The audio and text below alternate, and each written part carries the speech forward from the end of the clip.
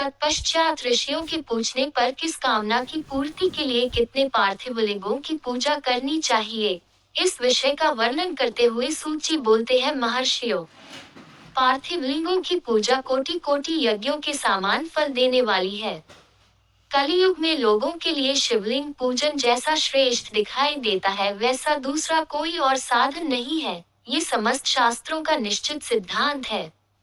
शिवलिंग भोग और मोक्ष प्रदान करने वाला है। लिंग 3 प्रकार के कहे गए हैं, उत्तम, मध्यम और अधम। जो 4 अंगुल ऊंचा और देखने में सुंदर हो तथा वेदी से युक्त हो, उस शिवलिंग को शास्त्रज्ञ महर्षियों ने उत्तम बोला है। उससे आधा मध्यम और उससे आधा अधम जाना गया है। इस तरह 3 प्रकार शिवलिंग कहे गए हैं, जो उत्तरोत्तर श्रेष्ठ हैं। ब्राह्मण, क्षत्रिय, वैश्य, शूद्र या विलोम संकर कोई भी क्यों न हो, वो अपने अधिकार के अनुसार वैदिक अथवा तांत्रिक मंत्र से सदा आदर के साथ शिवलिंग की पूजा करे। ब्राह्मणों, महर्षियों, अधिक कहने से क्या लाभ? शिवलिंग का पूजन करने में स्त्रियों का एवं अन्य सभी लोगों का भी अधिकार है। द्विजों के लिए वैदिक पद्धति द्वारा ही शिवलिंग की पूजा करना श्रेष्ठ है, किंतु अन्य लोगों के लिए वैदिक मार्ग से पूजा करने की सम्मति नहीं है। वेदज्ञ द्विजों को वैदिक मार्ग से ही पूजन करना चाहिए, दूसरे मार्ग से नहीं, ये भगवान शिव का कथन है।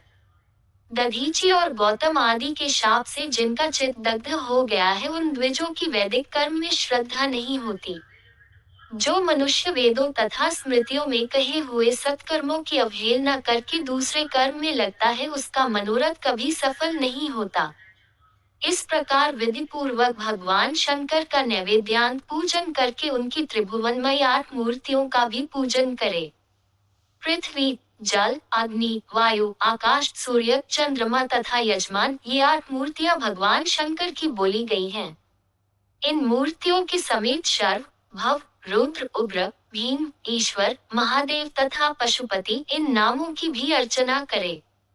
तदनंतर चंदन, अक्षत एवं बिल्वपत्र लेकर वहां ईशान आदि के कम से भगवान शिव के परिवार का उत्तम भक्तिभाव से पूजन करे। शिव के परिवार 10 है, ईशान, नंदी, चंड, महाकाल, भृंगी, वृष, स्कंद, कपर्दीश्वर, सोम तथा शुक्र, जो क्रमशः ईशान आदि 10 दिशाओं में पूजनीय हैं। तत्पश्चात भगवान शिव के समक्ष वीरभद्र का और पीछे कीर्तिमुख का पूजन करके विधिपूर्वक 11 रुद्रों की पूजा करे। इसके पश्चात पंचाक्षर मंत्र का जप करके शतरुद्रीय स्तोत्र का, नाना प्रकार की स्तुतियों का एवं शिव पंचांग का पाठ करे। तत्पश्चात परिक्रमा और नमस्कार करके शिवलिंग का विसर्जन करे। इस तरह मैंने शिव पूजन की संपूर्ण विधि का वर्णन आदर पूर्वक किया। रात्रि में देव कार्य को सदा उत्तराभिमुख होकर ही करना चाहिए। इसी तरह शिव पूजन भी पवित्र भाव से सदा उत्तराभिमुख होकर ही करना उचित है। जहाँ शिवलिंग की स्थापना हो, उससे पूर्व दिशा का आश्रय लेकर नहीं बैठना या खड़ा होना चाहिए, क्योंकि वह दिशा भगवान शिव के आगे या सामने पड़ती है। इष्ट देव का सामना रोकना ठीक नहीं।